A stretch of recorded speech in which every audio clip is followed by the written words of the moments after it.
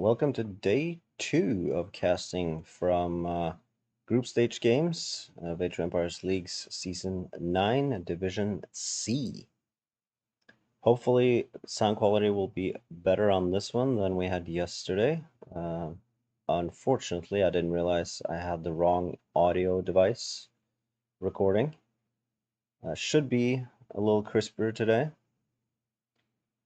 We have some interesting games ahead of us today. Whoa, music. We are having Master James playing against Faku. Same player as yesterday. So this guy was very eager to get his games out of the way, apparently. Faku N97 playing again today. I'm just playing it in the order that games were uploaded to the recordings room in the AOEL Discord channel. So this is how it is. Faku playing all the games. Game 1 is going to be on Pag. Never even seen the map, so that'll be interesting. Faku yesterday went up against a player in what was his name again? Can't recall at this point. Let me quick go back and check. Winterez, yes, Winterez. That's what we saw yesterday. And Winterez had Arena as his home map, and I was being sort of critical that someone would choose such a standard map for their home map instead of preparing something whack. Well, Faku, for one, he certainly has something whack, as we saw yesterday and probably will see again today, I assume on game 2. Yep, Houseboat being the home map there. That sure checks the whack box. And then game 1, a game, like I said, that I haven't even heard about. So we have 2 whack maps this time. So let's head right in. Game 1, Masty on his home map, Pag from World something something.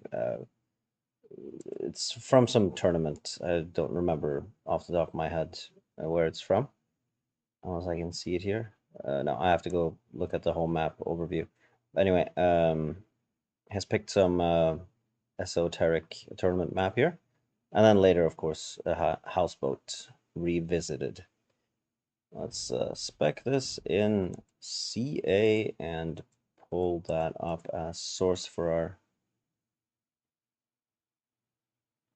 recording here. There we go. All right. So this is a vertical land strip dividing 2 water areas down the middle, and then we have forests with some wildlife and some stone on the east side of the map, and some islands with minerals and relics on the west side of the map. In the south, we have Masty on his home map playing as the Malians. And in the north, we have challenger Faku playing in the red as Armenians. Malians versus Armenians here. Both players probably realizing there's water to be fought over here. Malians, of course, can get their navy or rather fishing boats first and then navy out a little quicker because of their wood bonus, spending less wood on buildings, so more left over for ships. And the gold bonus, of course, helps as well when you're constructing a navy. On land, there's infantry, a generally open tech tree. Their eco bonuses that I've already mentioned, of course, can help on land as well. So lots of good place there on a hybrid map like this. Armenians have a couple of bonuses playing here. Double projectiles on their galleys gives them a edge throughout the game in naval fights. And then there's of course these nice little things, the mule carts. Very good for small clusters of wood like we see on this map, because the cart can move. And you don't have to build a new lumber camp every time you have to move from one tree cluster to another.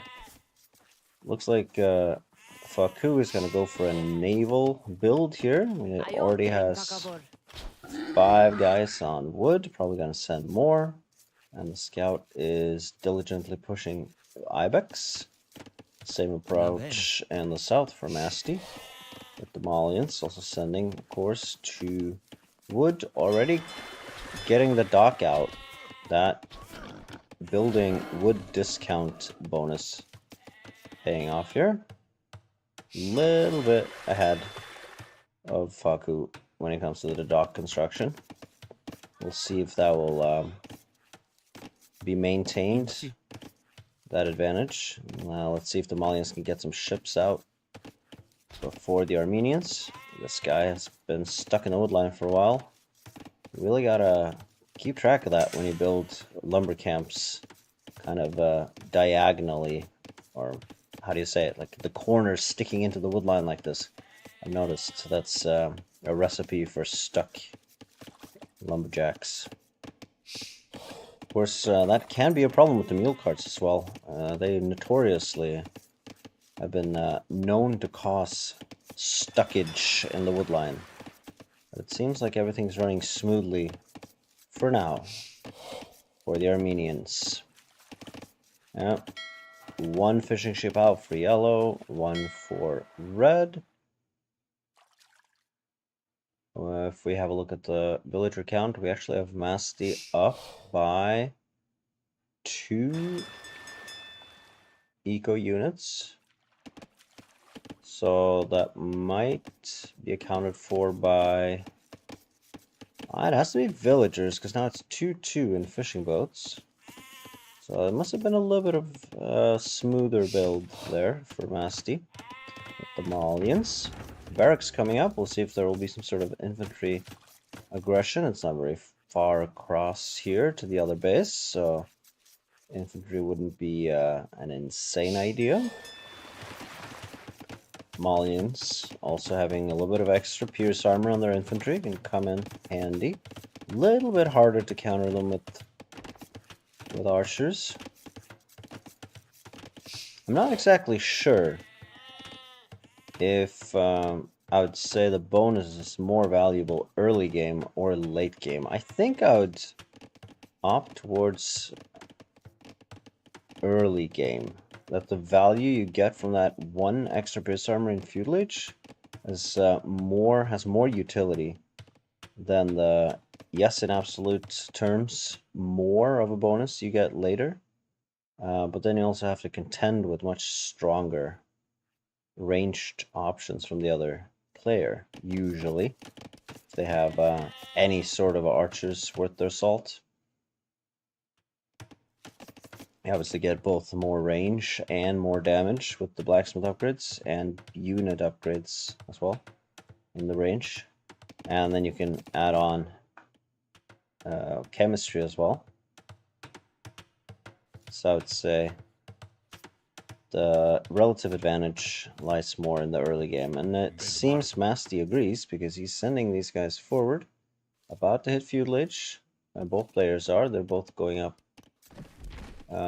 pretty much with the same timing, and also the same villager count. So I wonder if there was an early loom or something like that. I didn't quite pay attention, but we saw an advantage in eco units earlier. I wonder if that was because of... there's actually 30 seconds of idle TC time. Is there no loom here? No, that's a loom villager. So I'm not entirely sure what's going on here with an even villager unit count. Maybe there are more ships? Could that be it? Oh well, let's have a look at the aggression here. Not much in the terms of villagers near the TC to defend here and do damage, though the scout took a few hits. But 1 villager down for red. And it seems yellow has a good idea about where he should go. We'll have a quick look at the... Let's do a shared view here. Well, that makes it a little hard to see who sees what. How do I choose different there? Shift, right click. Alright, so Masty has a pretty good view, pretty good scouting information on where to find targets here. Of course, it was clear that he knew there was potential damage to be found up here, but Faku has an archer out.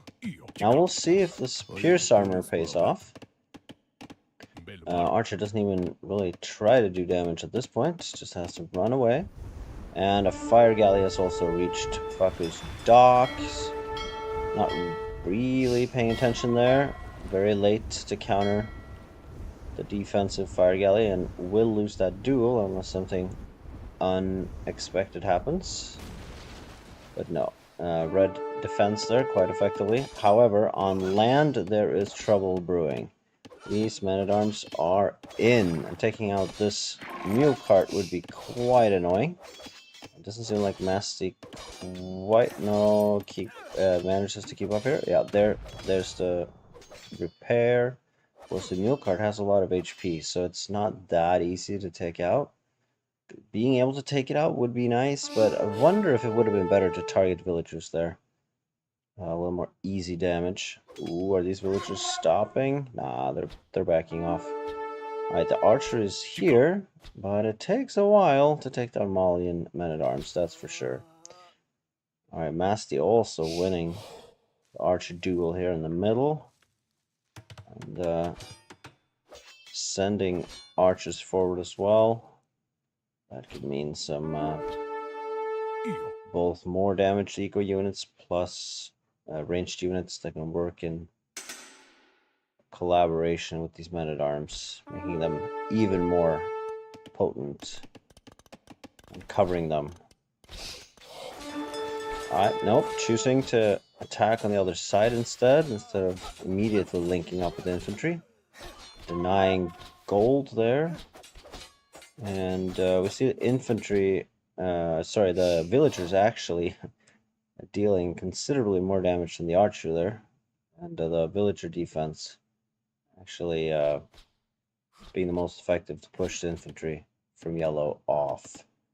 On land, we have 2 ships to 1, it seems. Red not really taking the fight. Yeah, there we go. 2v1. That should be a yellow ship down. Alright, red now with the potential to do damage to yellows.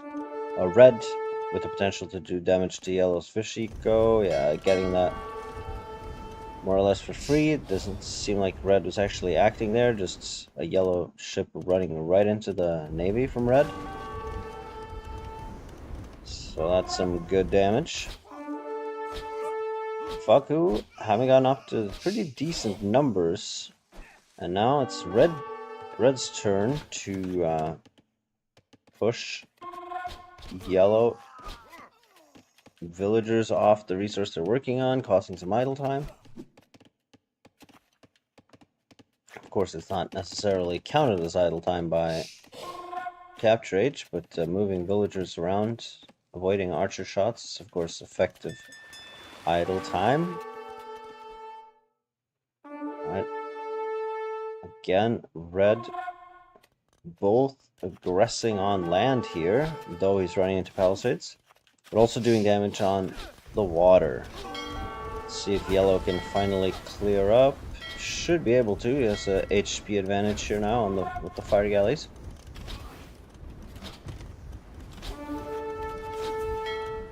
I wonder if letting the archers participate in this duel would have won the naval battle, but maybe not considered worth it. More important to push in here these archers, but now there's skirmishers in defense for Masty. And Masty has clicked the Castle Age button, whilst Faku is far away. So it looks like Masty here, as the yellow Malians managed to defend pretty effectively. It did have to invest in some skirmishers, but still way ahead to the castle age. He has lost all his fish, so that is a little bit annoying, but we'll see if that really matters. If he can capitalize on his earlier castle age and do damage. He is taking into cavalry, it seems, picking up cavalry armor.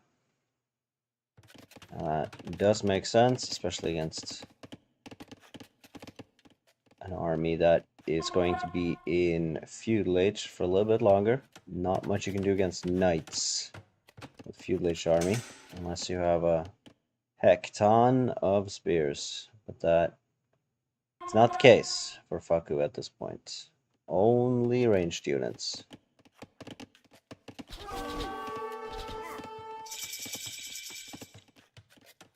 Bloodlines in.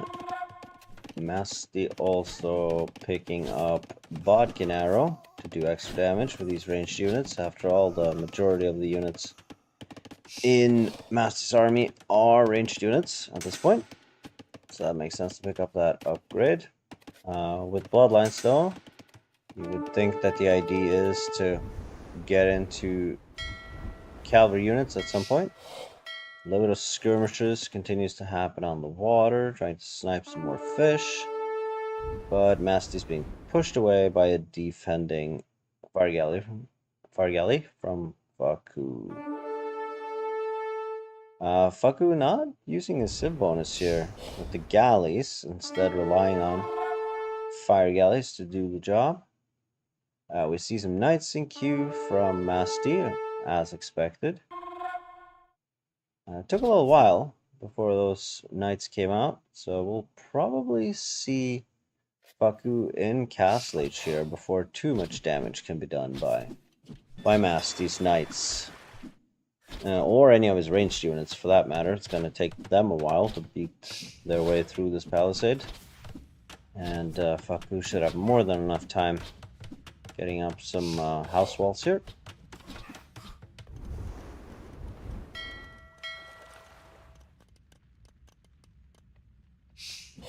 Again, we see Faku's fishing ships are still alive. So there's still value to be had there. The fish immediately around his starting dock are starting to get expanded. Oh, and we see some armies moving around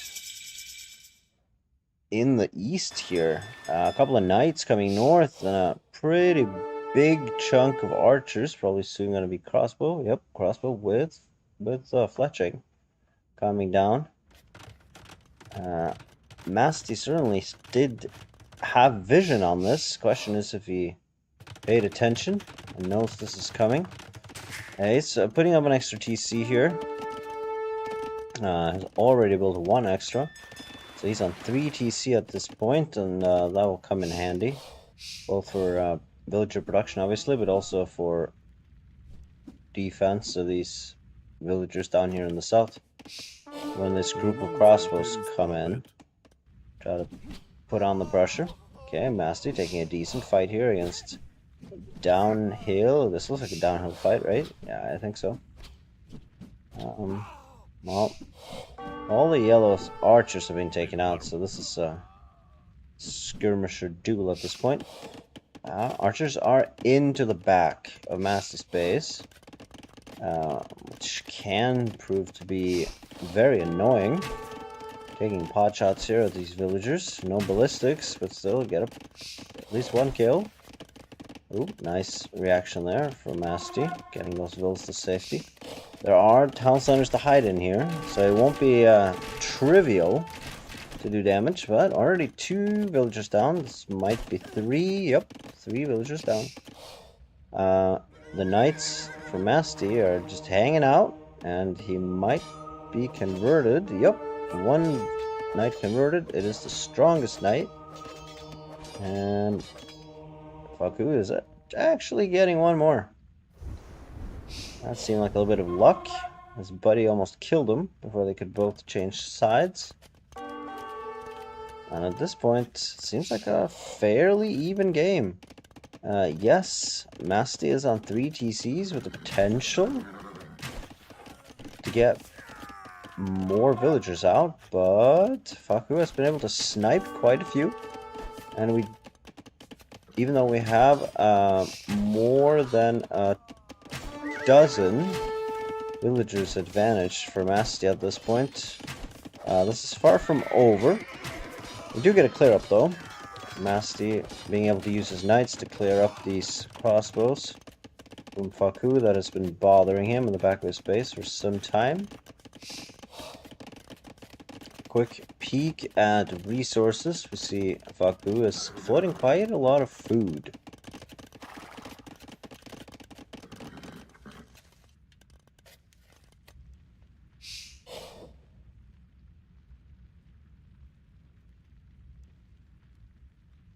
Let's share vision here so we can see everything that goes on without shading.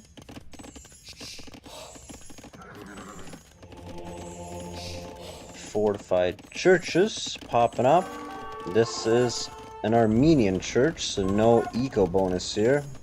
This is not the Georgian bonus being granted to these farms, but of course there's a free relic, so there's some economic value here.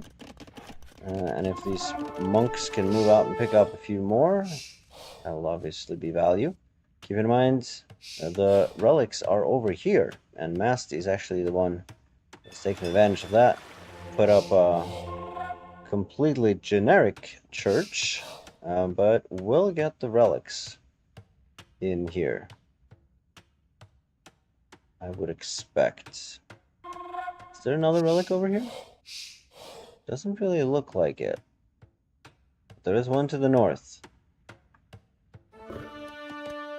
And no relics in the east. So it looks like might only be 2 or 3 relics on this map. There's already 2 in this monastery, the 3rd coming in. And then this one is the free one granted to the Armenians when building their first fortified church. So that's not actually a relic from the map. Okay, we see a foundation for a castle. A yellow one, but that needs to be aborted.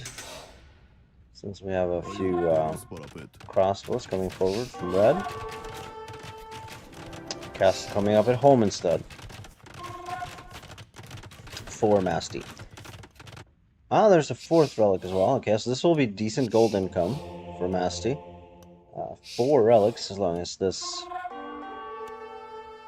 monastery can be kept safe. It is a bit exposed out here, certainly, but it might be out of sight, out of mind. And Faku might not have the mental or in-game resources to hit that area. What he does have the fortitude to do, though, is get a forward castle going. Alright,